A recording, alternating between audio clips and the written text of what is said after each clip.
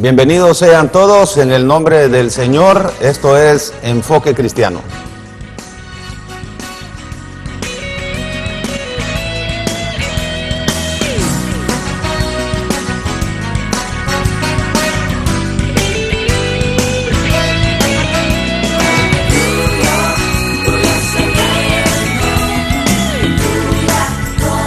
Enfoque Cristiano, una palabra oportuna.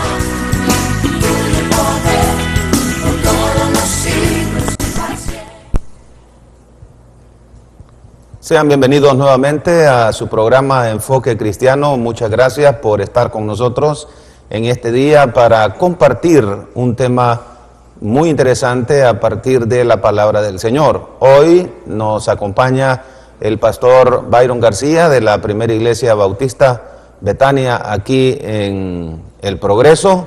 Bienvenido, pastor. Muchas gracias, pastor. Gracias por haber aceptado la invitación para estar con nosotros hoy. Claro, es un placer, un gozo poder estar compartiendo en este programa tan visto.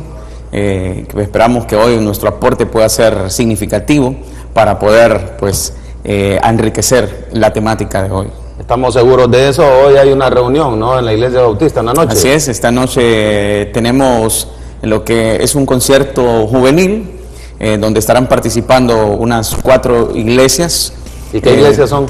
Pues la iglesia local, la Iglesia Bautista Betania, la Iglesia Reformada Central, la Iglesia Osana, y creo que está todavía por confirmar la Iglesia Bautista Monte Calvario.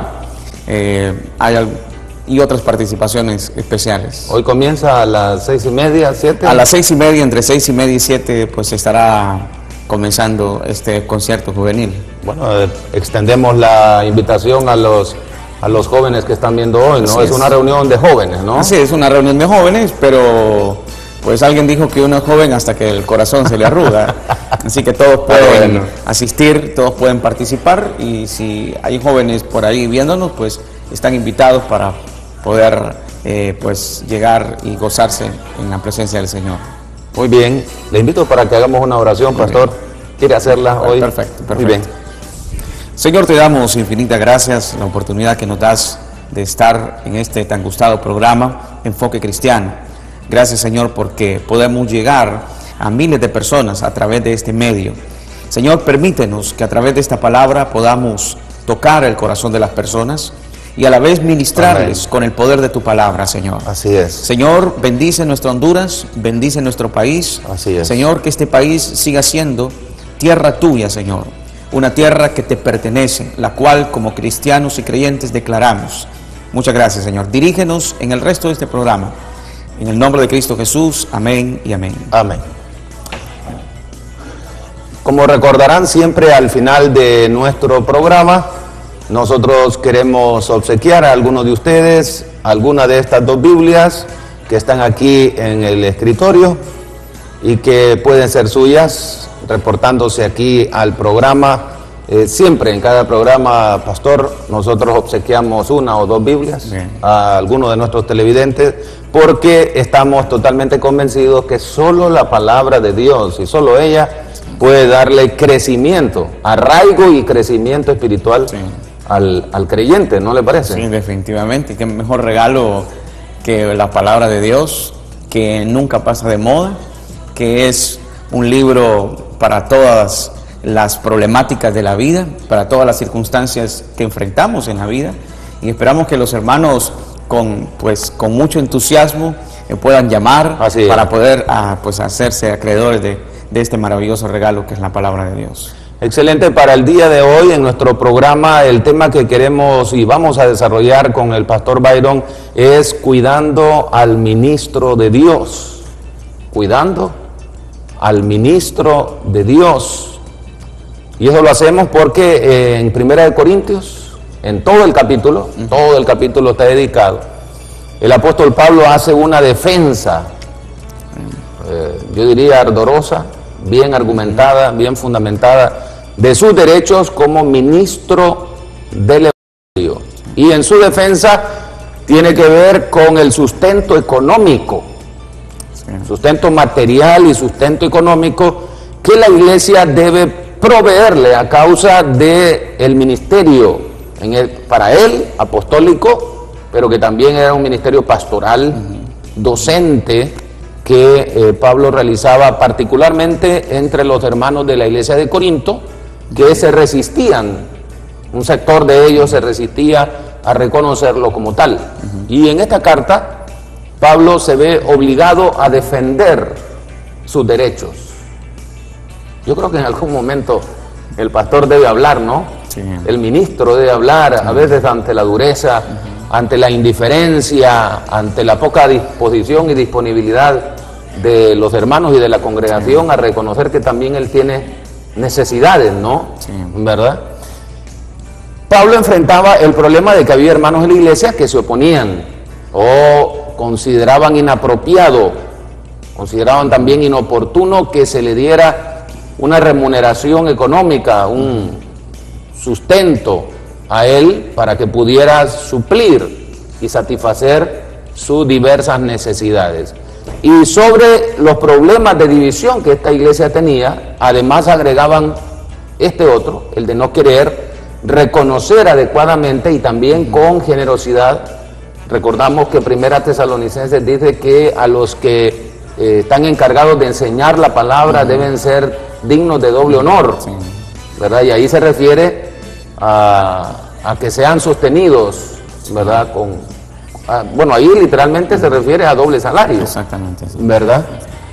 Entonces, en los versos 1 y 2 de esta primera carta, capítulo 9, Pablo nos dice la razón fundamental por la cual no le querían sostener económicamente. En el caso de él, con la iglesia de Corinto, era que lo consideraban un falso apóstol, un sector, ¿verdad? Entonces lo desmerecían en cuanto al ministerio que él realizaba.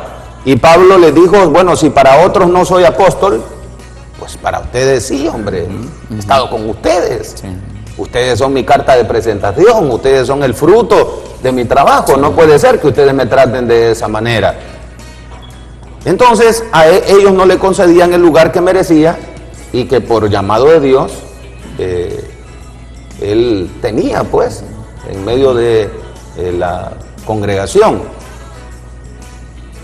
¿Hay pastores que enfrentan situaciones como esta, pastor, en el día de hoy? Pues yo pienso que la mayoría de los pastores atraviesan esta situación. Ajá. Particularmente en nuestra denominación. Nosotros hemos sido parte del trabajo convencional. Hemos viajado por muchas partes de Honduras, a diferentes iglesias del país, y nos hemos encontrado, nos hemos topado con muchas iglesias que no están aportando al sostén económico del siervo del Señor o del pastor. Ello obedece a diferentes circunstancias, pero pienso que tiene que ver mucho con la educación, tiene que ver mucho con la formación que la iglesia local tiene. Pero también tendría que ver con algún tipo de desmerecimiento de la calidad, de la importancia. Seguro, el trabajo pastoral tiene. Seguro, muchos desmeritan la labor pastoral. De hecho, a nivel secular hemos escuchado en diferentes medios de comunicación, hemos escuchado a diferentes personas decir que el pastor no tiene derecho a un salario. Lo hemos oído, incluso de personajes en nuestro país, decir, ¿por qué los pastores cobran un salario? ¿Por qué los pastores tienen que cobrar? Si predicamos el evangelio, no debes de cobrar, no debes de cobrar. Sí. Lo he escuchado muchas veces. Esto entonces está sembrando en el corazón de muchas personas ese hecho de que por ser la predicación, de que por ser la palabra de Dios, de que es algo pues sagrado, entonces no debe haber una remuneración a cambio. Y claro, esto entonces propios extraños, creyentes como no creyentes, lo han adoptado como una norma, y esto también ha desmeritado, desvalorado la labor en sí pastoral. Entonces nos hemos encontrado con muchas iglesias que o bien no dan un sostenimiento al 100%, algunos lo dan al 50%, otras hablan de ofrendas, algunos dicen, bueno, nosotros le damos una ofrenda al pastor, algunos dan ofrendas de vez en cuando podemos hacerlo, y realmente vemos que hay una poca educación en la iglesia local, en primer lugar, y en segundo lugar, obviamente sí se desmerita la labor pastoral. Aquí en este pasaje que vamos a estudiar, el apóstol Pablo menciona 3 figuras. Ajá. Menciona al soldado, Correcto. menciona al que siembra la tierra, ¿verdad? Dice que el que siembra la tierra, pues tiene derecho. ¿Verdad? Tiene derecho. Y él menciona estas figuras como el soldado, aquel que pelea. El pastor es uno que pelea la guerra espiritual. Es aquel que lucha contra las artimañas del enemigo. Es aquel que siembra, es aquel que planta. Los pastores, hay muchos pastores que trabajan. Exactamente, que siembran la semilla de la palabra de Dios, que siembran iglesias. Conozco ministerios que han sembrado cientos de iglesias en diferentes partes del país. Ese es un trabajo que no tiene un valor en realidad, y que el pastorado, que la predicación de la palabra, que el llevar una vida a los pies de Cristo Jesús es un delincuente menos, es un padre violento menos, es un hogar disfuncional menos. Lo que hacemos en nuestra predicación es enriquecer la sociedad a través de principios, a través de valores, a través de normas divinas que hacen mejor una sociedad, una nación, un país. Y esto es un trabajo que, claro está, pues muchos no lo valoran como tal, pero en realidad es un trabajo que no tiene precio. Pero ¿no cree que cuando hablamos acerca del sostenimiento económico de los pastores, del derecho que tienen como ministros del Señor, podría dar la impresión de que no cuadra mucho con la realidad actual, en donde se tiene la percepción de que los pastores viven bien, que más bien se han excedido, que se han ido al otro extremo?